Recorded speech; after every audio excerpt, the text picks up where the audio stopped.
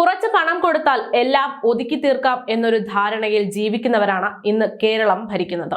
എന്നാൽ പണമല്ല ഇവിടുത്തെ ഭരണവ്യവസ്ഥയാണ് പ്രശ്നമെന്ന് വീണ്ടും സർക്കാരിനെതിരെ തുറന്നടിക്കുകയാണ് കവി ബാലചന്ദ്രൻ ചുള്ളിക്കാട്. കഴിഞ്ഞ ദിവസം കേരള സാഹിത്യ അക്കാദമി തന്നെ അവഹേളിച്ചെന്ന് പറഞ്ഞുകൊണ്ട് പ്രതികരിച്ച അദ്ദേഹത്തിന് നഷ്ടപരിഹാരം നൽകാമെന്ന് സർക്കാർ പറഞ്ഞപ്പോൾ തനിക്ക് യാതൊരു കാശും വേണ്ട എന്ന് കവി ബാലചന്ദ്രൻ ചുള്ളിക്കാട് പ്രതികരിച്ചു. ഇതോടെ മലർന്നു കിടന്ന് തുപ്പിയ പോലുള്ള അവസ്ഥയിൽ എത്തി നിൽക്കുകയാണ് സർക്കാർ. മിമിക്രിക്കാർക്കും പാട്ടുകാർക്കും നർത്തകർക്കും സീരിയൽ സിനിമാ താരങ്ങൾക്കുമെല്ലാം പതിനായിരക്കണക്കിനും ലക്ഷക്കണക്കിനും രൂപ ഓരോ പരിപാടികളുടെയും പേരിൽ പ്രതിഫലം നൽകുന്ന സമൂഹം അല്ലെങ്കിൽ സർക്കാരാണ് ഇന്ന് കേരളത്തിലുള്ളത്.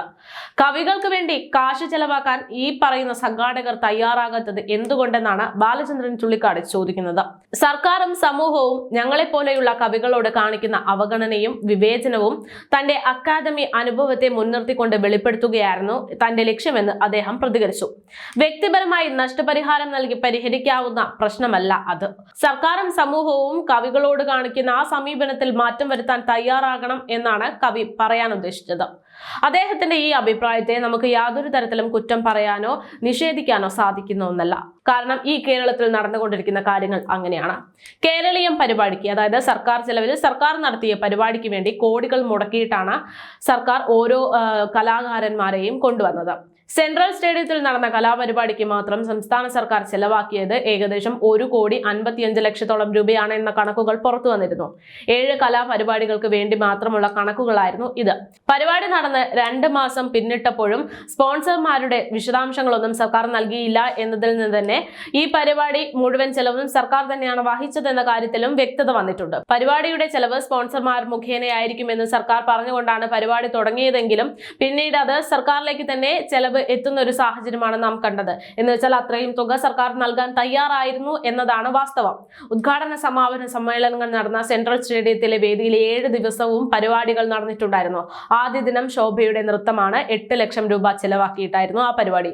2ാം ദിനം മുകേഷ് MLAയും GS പ്രദീപും ചേർന്ന് സംഘടിപ്പിച്ച സ്പെഷ്യൽ ഷോ ആയിരുന്നു. സർക്കാർ കണക്കിൽ അതിനുവേണ്ടി നൽകിയത് 8,30,000 രൂപയായിരുന്നു. മുരുകൻ കാട്ടാക്കടയും സംഘവും അവതരിപ്പിച്ചിട്ടുള്ള മാ ഷോ ആയിരുന്നു 3ാം ദിവസം ഉണ്ടായിരുന്നത്. കവിതകൾ കോർത്തിണക്കിക്കൊണ്ട് കാവ്യ 23 എന്ന പേരിൽ നടത്തിയിട്ടുള്ള ആ പരിപാടിക്ക് ചെലവാക്കിയത് ഏകദേശം 40,500 രൂപയായിരുന്നു. 5ാം ദിവസം KS ചിത്രയുടെ ഗാനമേളയായിരുന്നു. ഇതിനു വേണ്ടി ചെലവാക്കിയത് 2,50,000 രൂപ. കലാമണ്ഡലം കലാകാരന്മാരുടെ ഫ്യൂഷൻ ഷോയ്ക്ക് വേണ്ടി ചെലവാക്കിയത് 3,80,000 രൂപയാണ് എന്നതാണ് റിപ്പോർട്ട്.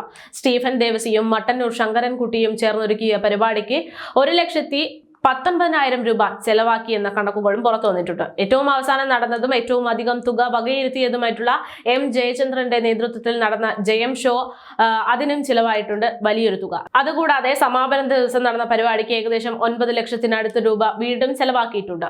സെൻട്രൽ സ്റ്റേഡിയത്തിലെ ഒരു വേദിയിൽ നടന്ന 7 പരിപാടികളുടെ മാത്രം കണക്കുകളാണ് ഇത്. ഇത്തരത്തിൽ നിരവധി തുക സർക്കാർ നൽകുന്നുണ്ട്. അപ്പോഴും കവികൾക്ക് യാതൊരുവിധ പരിഗണനയോ അല്ലെങ്കിൽ മൂല്യമോ നൽകാത്ത രീതിയിലാണ് കേരളത്തിലെ സമൂഹവും സർക്കാരും പോകുന്നത് എന്നതാണ് ബാലചന്ദ്രൻ ചുള്ളിക്കാട് ഉയർത്തി കാണിക്കാൻ ശ്രമിച്ചത്. അദ്ദേഹം കഴിഞ്ഞ ദിവസം കേരള സാഹിത്യ അക്കാദമിയുടെ ഭാഗമായ ഒരു പരിപാടിയിൽ പങ്കെടുക്കുന്നു. 2 മണിക്കൂറോളം നീണ്ട പ്രസംഗം, അതായത് 1 മിനിറ്റ് ഒരു പ്രസംഗം തയ്യാറാക്കണമെങ്കിൽ തന്നെ അതിൽ ഒരുപാട് ഡാറ്റാസിന്റെ ആവശ്യമുണ്ട്. അതുണ്ടാക്കാൻ ഒരുപാട് സമയം എടുക്കും.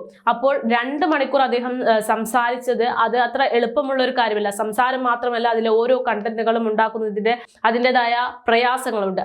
അത്തരത്തിൽ അദ്ദേഹം 2 മണിക്കൂറൊക്കെ എടുത്ത് ഒരു പ്രസംഗം തയ്യാറാക്കുന്നു, അത് അവതരിപ്പിക്കുന്നു. അതിനുവേണ്ടി 3,500 രൂപയോളം ചെലവാക്കി ആ പരിപാടിയിൽ എത്തുന്നു. അപ്പോൾ അവിടെ നിന്ന് അദ്ദേഹത്തിന് നൽകുന്നത് 2,400 രൂപ.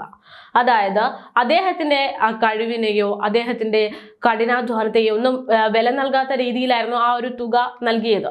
പിന്നീട് അത് വലിയൊരു വിവാദമായി മാറിയപ്പോൾ സർക്കാർ പറയുന്നു, അല്ലെങ്കിൽ കേരള സാഹിത്യ അക്കാദമിയുടെ ഉദ്യോഗസ്ഥർ, അതുമായി ബന്ധപ്പെട്ട ആളുകൾ പറയുന്നു ഇതിന് നഷ്ടപരിഹാരം നൽകാമെന്ന്. അതെന്ന് വെച്ചാൽ പണം കൊണ്ട് കൊടുത്തു തീർക്കാമെന്നൊരു ധാരണയിലാണ് ഈ ഒരു പ്രശ്നങ്ങളെല്ലാം പരിഹരിക്കാൻ ശ്രമിച്ചത്.